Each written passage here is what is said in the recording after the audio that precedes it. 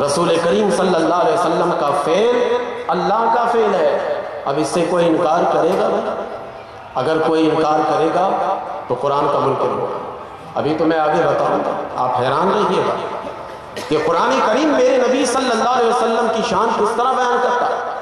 صاحب قرآن اس کی عظمت اور پہچان قرآن کریم کس انداز میں کرتا، اور ہم تو وہ اس کا بیان ہی نہیں کر سکتے. اگر بیان کرتے ہیں تو کفر کا فتویٰ لگ جائے گا، اگر بیان کریں گے تو کہیں گے اللہ سے ملا دیتے ہیں. اب ذرا یہاں تو دیکھیے نا، کام کیا ہے رسول نے. اللہ کا قرآن کہتا ہے کہ یہ کام اللہ نے کیا ہے. ایک مقام سے ذرا دوسرے مقام کی طرف آئیے، اسی سے تھوڑے سے آگے چلیے گا. دوسرا مفہوم جو قرآن کریم بیان کرتا ہے وہ یہی بیان کرتا ہے کہ رسول کا بلاوا حقیقت میں اللہ کا بلاوا ہے. دوسرا مفہوم قرآن یہ بیان کرتا ہے رسول کی عظمت بتاتے ہوئے کہ رسول کا بلانا حقیقت میں اللہ کا بلانا ہے. قرآن کریم یہ کہتا ہے رسول کا بلانا حقیقت میں اللہ کا بلانا ہے. یہ قرآن کریم بیان کر رہا ہے یا ایھا الذین آمنوا استجیبوا للہ وللرسول اذا دعاکم لما یحییکم.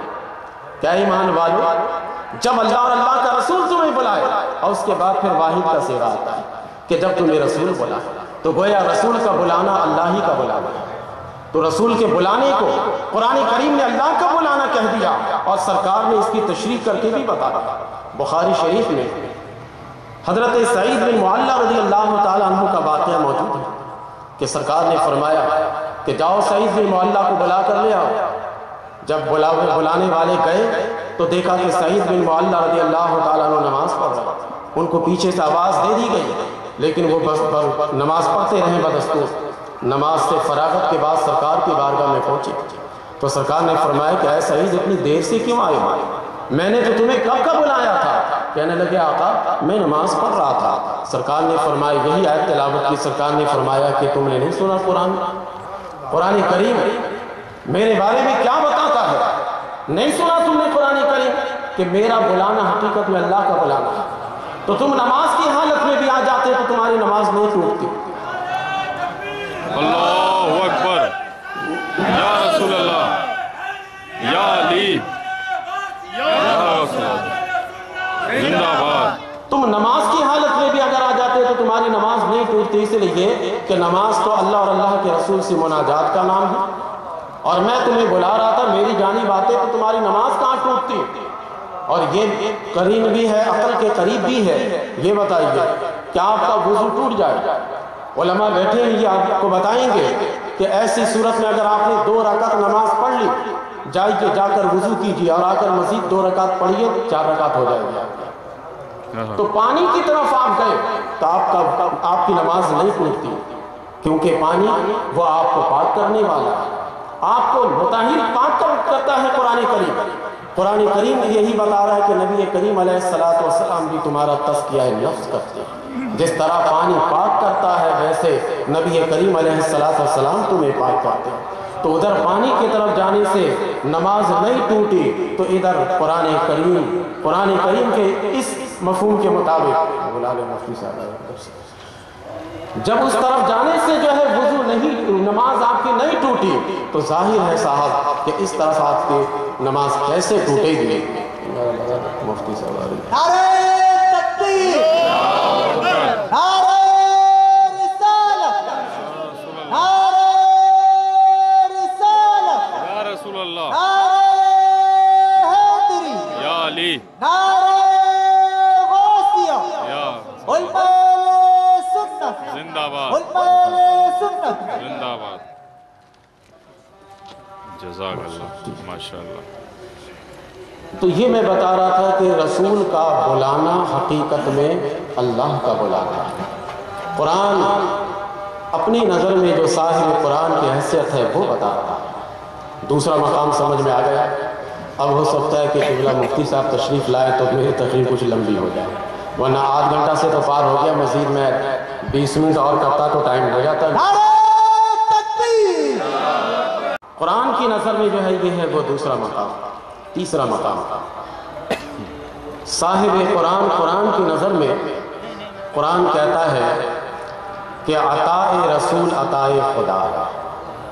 رسول کریم صلی اللہ علیہ وسلم جو عطا کرتے ہیں حقیقت میں وہ اللہ تبارک و تعالیٰ کی عطائے رسول، عطائے خدا۔ قرآن کریم یہ بتاتا ہے وَلَوْ أَنَّهُمْ رَضُوا مَا آتَاهُمُ اللَّهُ وَرَسُولُهُ، کہ اگر وہ راضی ہو جاتے جو اللہ نے اس کو دیا، اللہ کے رسول نے جو ان کو عطا کیا، اس پر یہ راضی ہو جاتے، تو دیکھیے عطائے رسول کے بارے میں قرآن کریم کہتا ہے کہ یہ عطائے الہی ہے۔ اس کا بھی ایک بیک گراؤنڈ ہے کہ غزوہ حنین کے موقع پر نبی کریم علیہ السلام مال غنیمت تقسیم فرما رہے تھے۔ جب مال غنیمت آپ تقسیم فرما رہے تھے تو ایک شخص ذوالخویسرہ، اس کا نام کچھ اور تھا، یہ لقب ہے، اس نے نبی کریم علیہ السلام سے کہا کہ اے محمد صلی اللہ علیہ وسلم انصاف کیجیے۔ سرکار نے بڑے غصے کے ساتھ دیکھا اور دیکھ کر فرمایا کہ یہ بتا کہ اگر میں انصاف نہیں کرتا تو دنیا میں کون ہے جو میرے بعد کوئی انصاف والا تجھے مل سکے؟ اس کے بعد قرآن کریم یہ بیان کرتا ہے کہ اگر اللہ تبارک و تعالیٰ کا رسول اور اللہ جو عطا کرتا ہے اس پر یہ راضی ہو جاتے تو قرآن کریم یہ تیسرا وہ مقام ہے کہ جہاں پر یہ بتاتا ہے کہ عطائے رسول عطائے خدا۔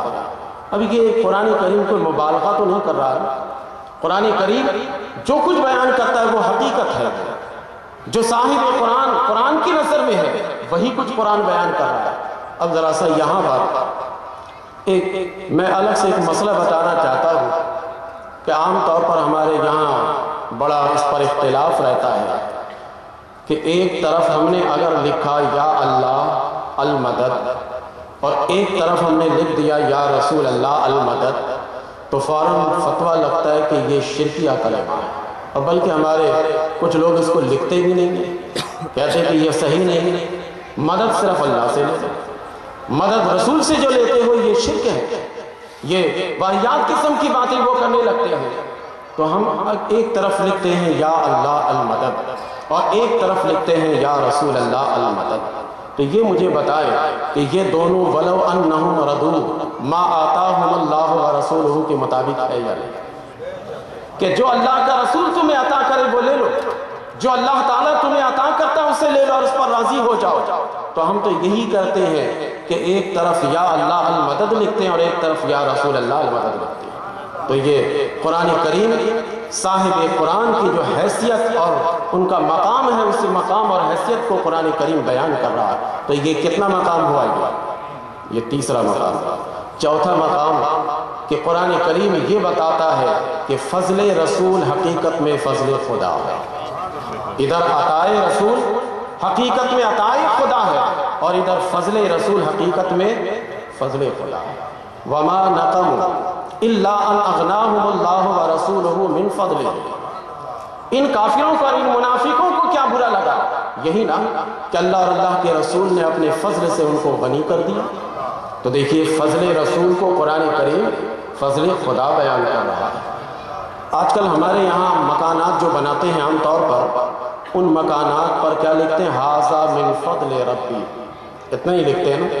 کبھی آپ نے یہ نہیں دیکھا ہوگا کہ یہ لکھا ہو ھذا من فضل رسولی، نہیں لکھا ہے۔ اگر خدا نخواستہ کوئی یہ جملہ بھی لکھ دے کہ ھذا من فضل رسول، ایک طرف ھذا من فضل ربی اور ایک طرف ھذا من فضل رسولی لکھ دے تو بہت بڑا فتویٰ لگے گا صاحب۔ یہ تو یا رسول اللہ المدد میں اتنا چھوٹا سا فتویٰ لگا تھا، یہ تو بہت بڑا فتویٰ لگے گا۔ لیکن قرآن کریم اپنی نظر سے دیکھ کر نبی کی عظمت کو جب بیان کرتا ہے تو کہتا ہے یہ اللہ اور اللہ کے رسول کا فضل ہے، تمہارے پاس جو کچھ بھی ہے یہ اللہ اور اللہ کے رسول کا فضل ہے۔ یہ یاد رکھیے گا، قرآن کریم کے بیشتر مقامات ایسے ہیں کہ شان نزول کے اعتبار سے خاص ہے لیکن حکم کے اعتبار سے عام ہے۔